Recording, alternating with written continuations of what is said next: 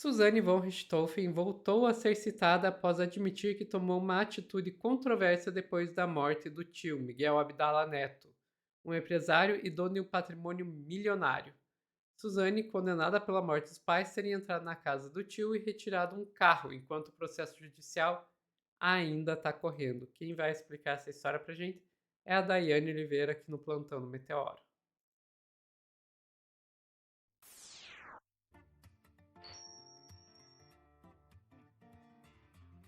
Dai do céu, que história é essa de entrar e tirar um carro assim do nada? Sofia tem muita coisa que a gente vai falar nesse caso, viu? Mas assim, o principal ponto é a Suzane von Richthofen, a forma com que ela é feroz ali para avançar dentre as fortunas, né? Porque não é só, isso não está acontecendo só com a fortuna do tio agora, como ela tentou também vou utilizar o termo sequestrar a fortuna dos pais, dos próprios pais, que ela foi acusada de orquestrar, acusada e condenada de orquestrar todo o planejamento para o assassinato dos pais. Ela só não colocou a mão em prática ali no assassinato diretamente. E aí, Sofia, eu vou te pedir para trazer a matéria que fala da relação da fortuna do tio, que foi encontrado morto em casa, ele morava sozinho. Então, tem até uma pergunta aqui, né? É a morte ou alguma outra coisa? A polícia está investigando o que vem acontecendo, né? A gente não sabe ainda, não dá para acusar absolutamente ninguém de nada. A polícia está investigando o que está acontecendo, que se de fato uma morte, foi natural. A perícia, né, o laudo do Instituto Médico Legal demora alguns dias para sair, em média 30 dias, é possível que demore ainda mais a depender do estado, das consequências, da fila. Então, a gente vai esperar a perícia para falar sobre isso, mas também existe uma investigação em relação à circunstância da morte do tio da Suzane. Vou te pedir para trazer a matéria, Sophie, por favor. Bora lá.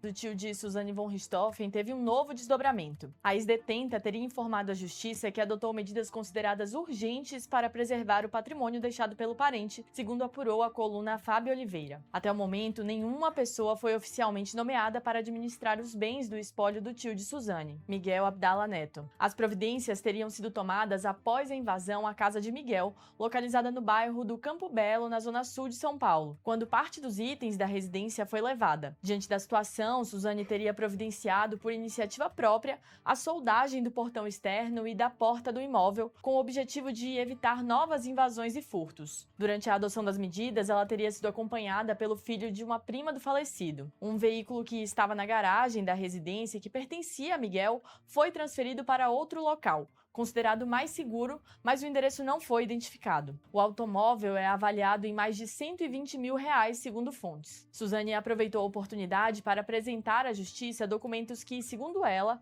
comprovam a sua condição de herdeira do tio. Miguel Abdala Neto foi encontrado morto dentro do próprio apartamento no início de janeiro. O tio de Suzane era médico aposentado e deixou um patrimônio estimado em cerca de R$ 5 milhões. Para saber mais informações, acesse portalmetrópolis.com e fique de...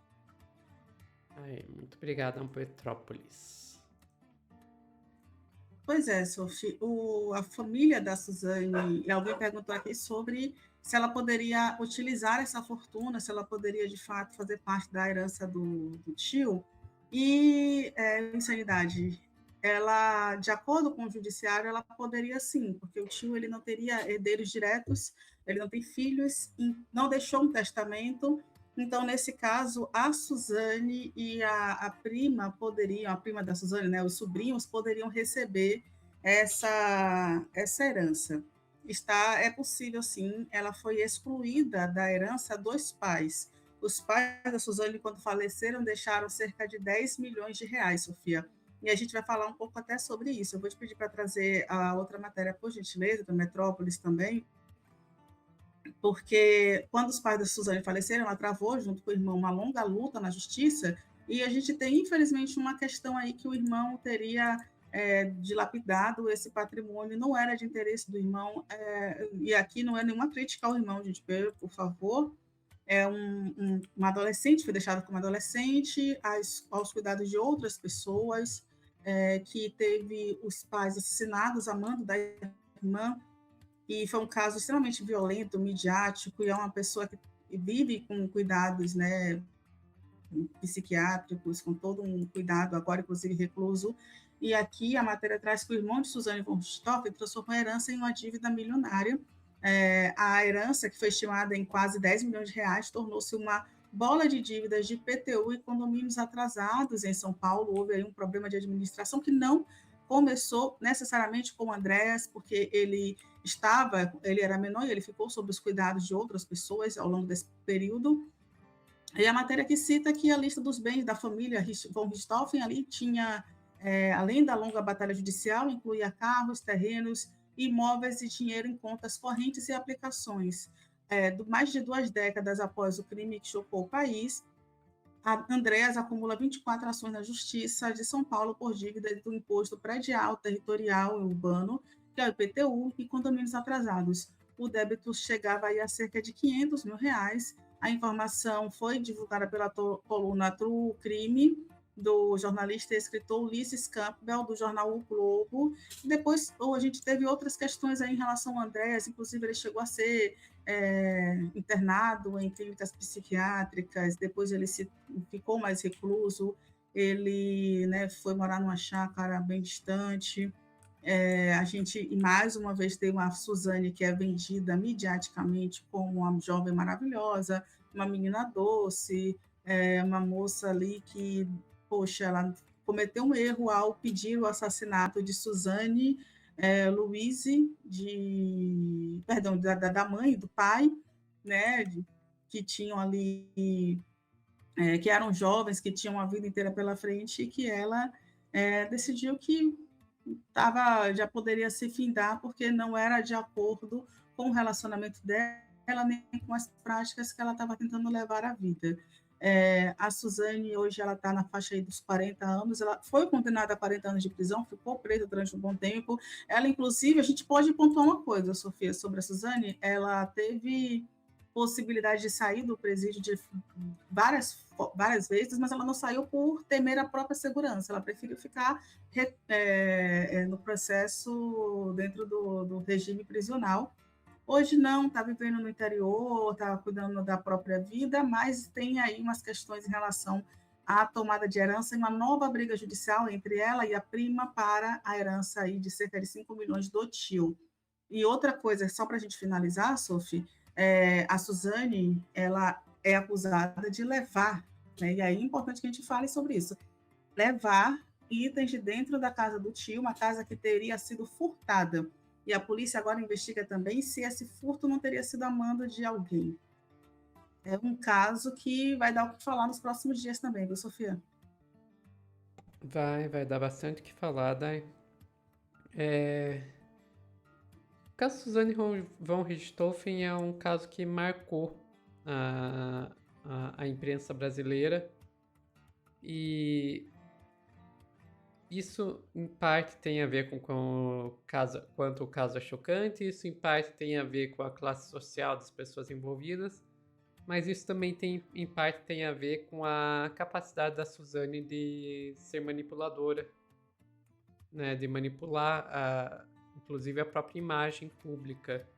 É só lembrar que aquele padrão de aparecer com uma imagem meio infantilizada, um moletom rosinha ou branco, com um bichinho da Disney, etc., na imprensa para tentar suavizar a própria imagem, que hoje já está tão manjado que a gente até tira sarro disso, né, da famosa camiseta branca para o pedido de desculpas.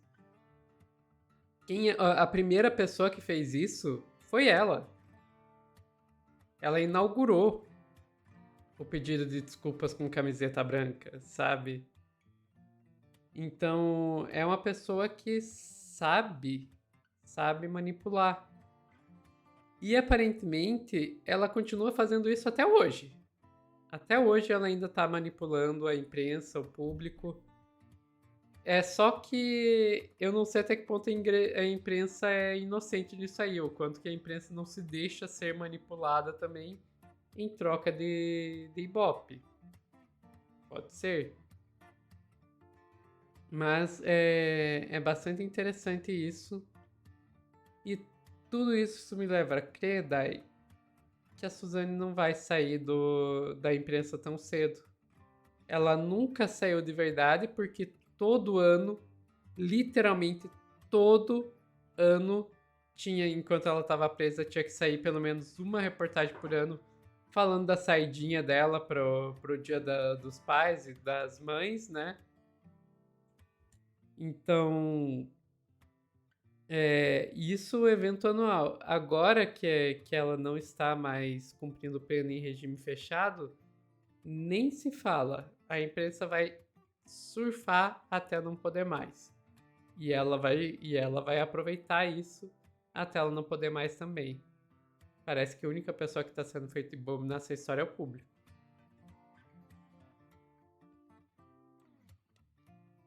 Ficamos por aqui, Dai. Pessoal que está assistindo ao vivo, não saiam daí que a gente já volta com mais notícias aqui no Plantão do Meteoro.